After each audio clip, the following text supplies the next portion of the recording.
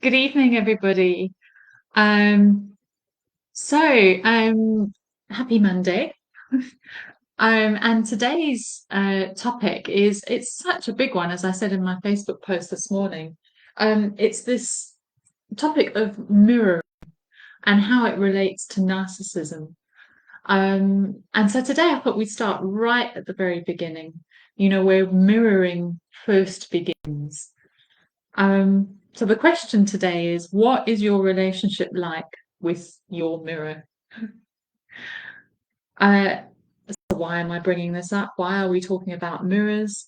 Well, we know from John Bowlby, the attachment theorist, one of Britain's greatest psychologists, that in early infancy, babies need attachment nutrients, as they're called.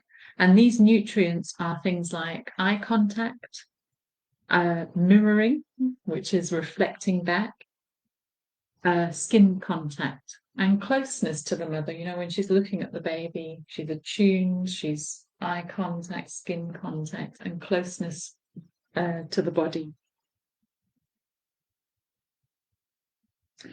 Now, these are key nutrients for early infants in order to create a secure attachment, a sense of security, because in infancy we are an extension of the mother, and we need to feel that closeness because we're still one with her. We haven't yet started to differentiate, and these nutrients nurture that sense of security.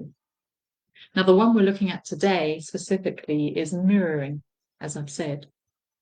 So we know, this is really interesting actually, children at 6 months, and even before they can verbally communicate, they are starting, even then, to seek to know what is going on in the minds of those who are caring for them. So this little infant is almost assessing the reactions of its mother, what she's like, how she's responding, what's her energy like. They're interested. They're interested to know in their caregiver, in the mind of the mother. And of course, they're seeking the same thing back from the mother. They're needing the mother to be really interested um, in what's going on for them. Now, when I say that, I'm saying that the baby, the infant, is needing the mother to be very present and to be showing an acute concern and interest in the experience of their baby.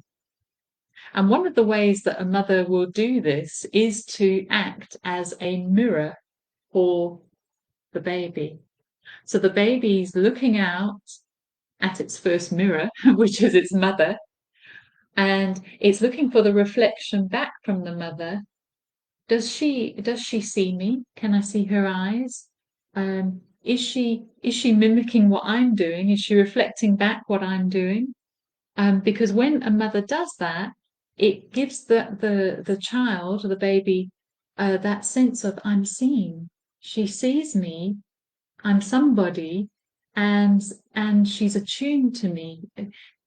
I exist in that sense. So from infancy, one of the first things we need is a mirror. Now, obviously, when we're talking about narcissism and narcissistic parenting, the mirroring back from the mother is something that has a negative impact on the child. So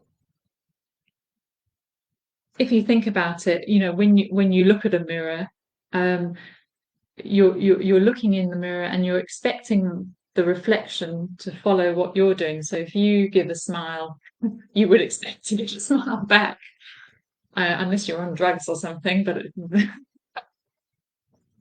you would expect to see a smile coming back, or you tilt your head, the mirror will tilt its head. So that's what the baby is needing from its mother, is this kind of symbioticness, this kind of I'm seeing you, and I'm with you, and I'm concerned with what you're experiencing. So if you look a bit sad, the mother might look a bit sad. In fact, instinctively, you see mothers doing this. So what we're seeking from the first moments of our lives when we're born is to find a great, loving, attuned, empathic mirror.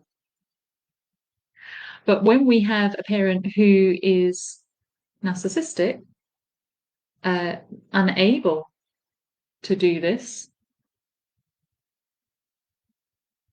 is unable to attune to us, or is unable to reflect back to us because they're not present enough, they're not able to attune to the needs of another, then this has a huge impact on our own identity formation, and in fact how we are with ourselves for the rest of our lives.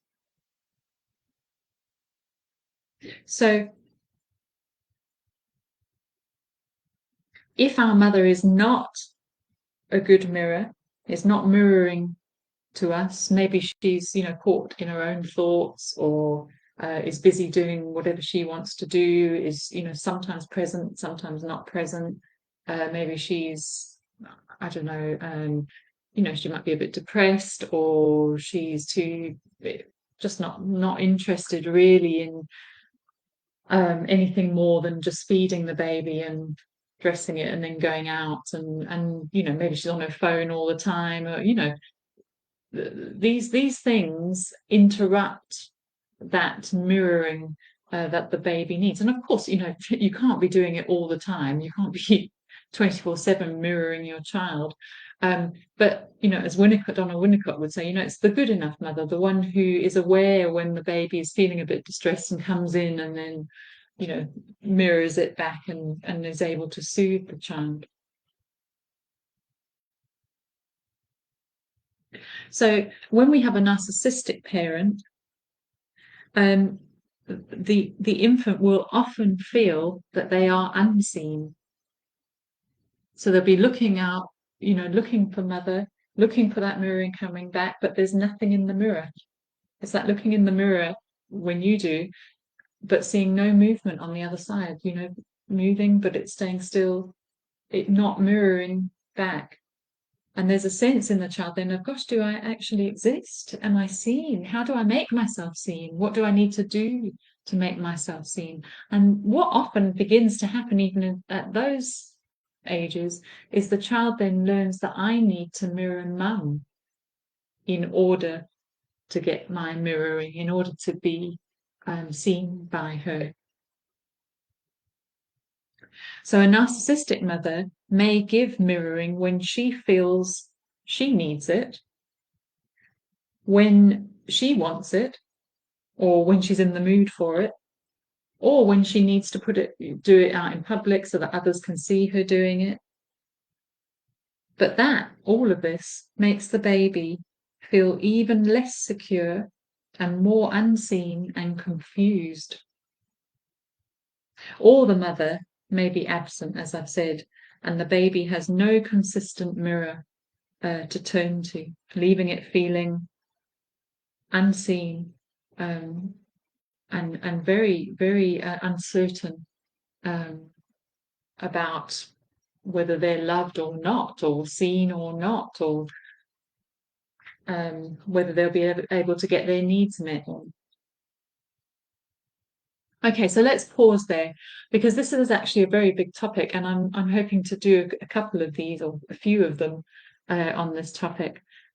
So for today, what we can take away from this is that, really, we're all seeking a good and loving mirror. That's what we really all are looking for in relationships, even, is someone to take delight in being with us, and who is attuned enough to sort of want to be interested in us, and want to be attuned, be in sync with us, and kind of almost be able to pick up on how we're feeling, and to want to know. That's what we're all seeking. But with a narcissistic parent, it's not what you would have got. Um,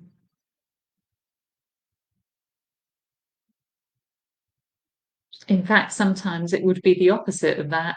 With a narcissistic parent, they can often, if the baby's not meeting their needs, or it's a bit annoying, or they're just too tired, or whatever it might be, the reflection back to the child, the mirroring back to the child, may not be one of delight. It may be the opposite.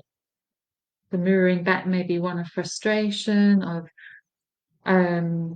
not being interested, or maybe being unhappy, or feeling just annoyed at where their life is. There may be a lack of consistency. And of course, that will have a huge impact on that child. So even then, in adulthood, it's interesting for us to, and I encourage you to do this the next time you have a look in the mirror, just to see how you respond to you. Because this can give a real insight into your earliest of days. I mean, do you go to the mirror and do you find the talk within you, what you're saying to yourself, is it positive or is it negative?